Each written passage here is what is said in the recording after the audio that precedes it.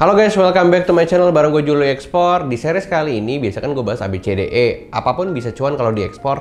Tapi di seri kali ini namanya adalah Tanya Ekspor. Jadi kalian bisa tanya apapun seputar ekspor dan gue ngejawabin. Biasanya pertanyaan ini gue lempar di Instagram story gue. Instagram story gue tuh sebenarnya banyak banget yang suka nanya gitu ya, makanya gue ngambil pertanyaan dari sana. Kalau kalian yang belum follow dan mau nanya, kalian bisa ke Instagram gue, Instagramnya Julio Iyo. Dan kalian bisa follow dan kalian pantengin aja story-nya. Kalau gue buka pertanyaan, kalian tanya, siapa tahu pertanyaan kalian gue jawabin di series ini. Oke, pertanyaan yang pertama ini gue dapat dari Gentris Nadi.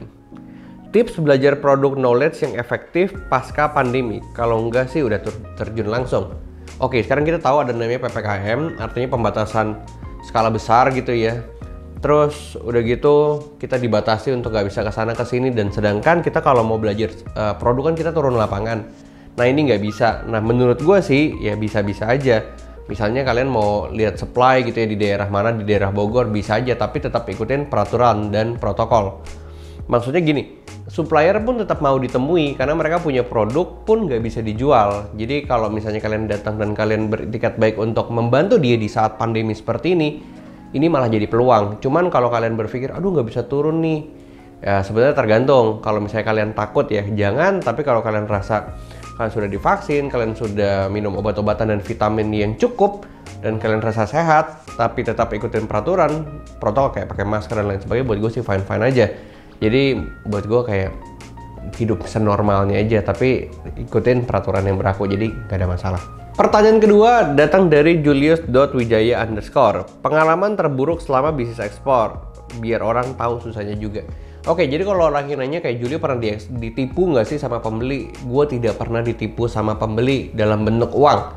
Tapi kalau misalnya gue kirim kontainer gitu ya, 5 kontainer ke sana, terus si pembelinya bilang, barang lu jelek nih gitu ya. Nah biasanya itu agak sedikit repot. Gue harus minta buktinya, barang mana yang jelek, jeleknya karena apa, dan lain sebagainya. Kalau dibilang kualitasnya jelek, gue biasanya ngebalesnya itu gue kasih produk gue yang di sini, gue videoin, gue di sini kok bagus, di sana jelek. Tapi balik lagi, namanya penjual mah ada aja disalahin sama pembeli. Jadi ya say sorry.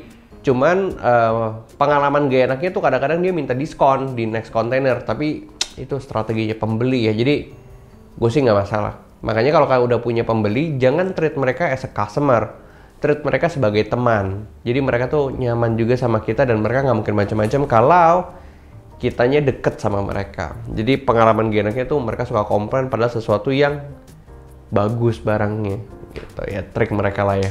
Pertanyaan yang ketiga datang dari David Fong 12. Bang, akun saya belum selesai di review bisa ekspor nih, lama banget prosesnya.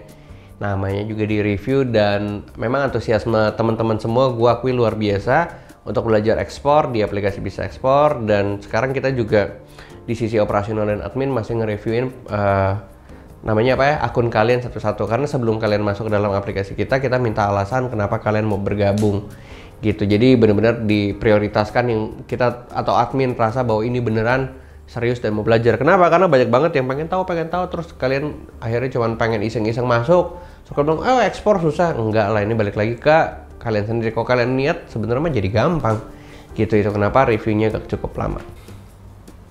Pertanyaan yang keempat datang dari FD Fadil ya, Fadil_4. Susah ya namanya ya. Nyari customer gimana kok barangnya udah siap? Ikut aplikasi bisa ekspor, di situ diajarin semuanya. Jadi gue promosi sedikit karena sebenarnya kalau mau dijelasin juga panjangnya minta ampun. Di aplikasi itu bahkan ada 50 modul lebih, terus ada tipsnya, terus ada event-event yang sering banget kita datengin. Jadi nggak bisa gue jelasin dalam satu kalimat gitu loh. Itu kalian nggak akan nangkap juga, percuma. Mendingan gabung sama komunitas bisa ekspor, download aplikasinya. Pertanyaan yang kelima dari Zahrul_NR. Kok mau nanya ya, kalau bayar minta sampel barang, biaya shippingnya yang nanggung siapa? Oke, gue bisa jelasin di sini. Sebenarnya harusnya paling enak adalah yang nanggung biaya kiriman sampel itu adalah si pembeli. Gue selalu minta pembeli itu kirim pakai DHL atau FedEx gitu ya. Nah, di DHL dan FedEx sebenarnya itu ada account number, atau kita itu sudah terregistrasi perusahaan kita dan lain sebagainya. Si buyer pun bisa melakukan hal yang sama. Jadi kalau misalnya gua mau kirim barang gitu ya kasih pembeli, biasa gue tanya pembelinya, lu punya DHL account nggak? Lu punya akun FedEx nggak? Kalau dia punya, dia kasih nomor 10 digit nomor kalau nggak salah. Itu akan kita masukkan ke dalam website pembuatan airway bill. Jadi airway bill itu kayak resinya JNE lah ya. Kita masukin input, nanti beban itu dibebankan ke si yang punya akun, which is si pembelinya. Tapi kalau dia nggak punya dan kalian rasa bahwa ini pembelinya, wah pembelinya serius banget gitu ya. Biasanya kalau kalian nggak mau repot ya kalian yang kirim, kalian bayar gitu. Dan kirimannya kalau mau murah, ngejalan DHL atau FedEx itu mahal. Bisa pakai IMS atau EMS, itu punya Pos Indonesia dan itu murah. Dan kalau misalnya ciri-ciri pembeli yang serius, memang biasanya sih dia yang bayar atau dia transfer dulu ke rekening kalian gitu. Oke, pertanyaan yang keenam dari aan_kaimana. Bang, kenapa nggak main ke Papua Barat? Di sini juga banyak hasil alamnya, siapa tahu membantu. Yes, sebenarnya Papua itu bilangnya apa ya, satu pulau yang kayanya luar biasa. Mungkin aja rumah kalian itu di bawahnya emas, bisa aja.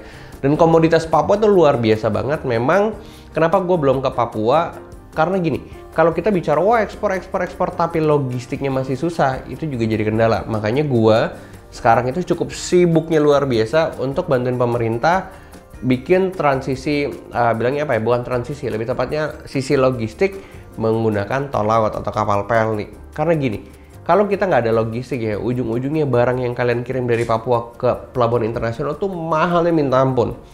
Makanya gue mencoba berkontribusi untuk negara, harapannya di Sorong atau di Papua Barat gitu ya, itu punya pelabuhan internasional. Kalau ada, keren. Semua dari Papua bisa diekspor langsung ke luar negeri. Itu mimpi gue sih. Pertanyaan yang ketujuh, datang dari Muhammad Dri Jalul Fakri. Untuk pemula baiknya langsung bangun pabrik atau jual produk mentahan dulu. Waduh, bangun pabrik mahal bro. Bisa ratusan juta, bisa miliaran kali ya. Pabrik apa yang dimaksud? Kalau pabrik kecil-kecil mending nggak usah. Kenapa? Karena pabrik kecil itu biasanya kuota pembuatan produksinya juga dikit. Sedangkan kalau kita bicara ekspor, kuotanya banyak. Jadi mendingan kalian kerjasama dengan pabrik yang udah ada untuk kalian jualin produknya. Pertanyaan yang ke-8, sering banget pertanyaan ini masuk ke gue dari Paulus_JTK299. Kok gue mau buat charcoal aktif, bisa nggak ya kerjasama denganku? Saya yang produksi, kok yang ekspor. Maksudnya dia yang produksi, gue yang ekspor. Gini guys, bukannya gue nggak mau bantuin kalian untuk gue eksporin produknya, tapi kalau ribuan orang, puluhan ribu orang gitu ya dari member bisa ekspor terus suruh gue yang ekspor semua, oh, buset, mati gue. Tangan cuma dua, kaki cuma dua, dan sayang banget kalau gue yang ekspor, kalian yang produksi. Kalian jadi nggak pernah paham dan kalian nggak pernah ngerti betapa hebat dan betapa luasnya market internasional. Jadi menurut gue mendingan lu belajar sedikit, lu tahu gitu loh, dan lu bisa ngerjain semuanya sendiri. Apakah gue bantu? Ya gue bisa bantu, tapi kalau misalnya semuanya gue yang eksporin, aduh, ntar udah gue bantuin ekspor, ada orang yang ngomong, ini si Julio mah ngambil untung nih, kita doang dijadiin kacung, kita doang yang produksi, Julio yang jualin. Terus semuanya apa? Gue kiri kanan di head, kan gue capek. Udah mendingan lu aja yang ekspor, lu yang dapat untungnya sendiri, lu yang nikmatin, udah gue nggak mau ngurus. Enak nggak kayak gitu? Pertanyaan selanjutnya dari MRZKI 90, ceritain kisah waktu di Tobelo dong. Sekarang saya stay di Sofifi, jadi nggak tak. Buat kalian yang nggak tahu Tobelo di mana dan Sofifi di mana, itu sebenarnya tepatnya di Maluku Utara, di Halmahera Utara. Kalau Tobelo, Sofifi, Halmahera Barat. Nanti gue bakalan bikin satu konten tentang cerita itu kali ya. Tapi untuk kali ini, gue next dulu ke pertanyaan selanjutnya. Pertanyaan selanjutnya dari Dor SONTT21, gimana cara join bang? Capek gue banget yang nanya gitu, sedangkan gue udah bikin konten berulang-ulang gitu ya. Kalian kalau mau gabung, oke, gue jelasin sekali lagi, bisa download aplikasinya di iOS, di Play Store dan App Store, namanya Bisa Ekspor. Kalian download aja, kalian login, udah gitu kalian ikutin step-stepnya, kurang lebih kayak gitu. Jadi kalian udah tahu ya, jangan nanya lagi ya. Pertanyaan selanjutnya dari Dion_Nanta, nanya dong kok, tapi nggak ada teksnya, lu nanya apaan? Nanya dong kok, udah capek. Next. Pertanyaan selanjutnya dari Mohakbar Official, kok minat jasa centangin biru akun Instagramnya? Gak butuh gue nggak butuh centang biru. Kok nanyain jasa? Wah kacau nih, Instagram nih mesti ditangkap nih kayak gini-gini nih, nggak boleh nih kayak gini-gini, harus asli dari Instagramnya bro. Pertanyaan selanjutnya dari Fahrian_Yan, next ABCDE part 3 aja kok asik daging banget. Iya nanti aja, maksudnya bukan nanti ya, tapi next konten. Karena kalau gue bikin part 3, 4, 5, 6, nah orang bosen kayak ini orang jualan produk apa kayak di pasar tapi jualannya di YouTube. Jadi gue nggak mau seling-selingin dengan ilmu ekspor lainnya. Next. Oke, pertanyaan terakhir dari Kevin Orlando. Oh iya 2. Pertama kali deal ekspor rasanya apa? Nano-nano bro. Jadi kalau pertama kali, jadi gini. Jadi banyak tahapan, gue tuh excited dengan kiriman pertama. Yang pertama adalah buyer datang. Bukan, gue chat buyer terus direspon. Wah, senang banget. Itu rasanya kayak, wah oke, bisa nih, masa depan gue cerah nih. Gitu kan. Tapi waktu sebelum dapat buyer mah kayak, bisa nggak ya, bisa nggak ya. Tapi pas udah tektokan sama buyer, pasti teman-teman ekspor lainnya ngalamin ya. Pas chat-chatan, wah asik banget. Terus yang happy adalah ketika dia telepon bro. Ketika dia telepon tengah malam jam 2 pagi sama buyer yang posisinya waktu itu buyer gue di Amerika, dia pagi, gue subuh, ditelepon kayak, wah gue kerja keras banget nih. Wah rasanya tuh senang banget bro, kayak gue ini lebih kerja keras dibanding yang lain. Itu. Nah selanjutnya dia datang ke Indonesia.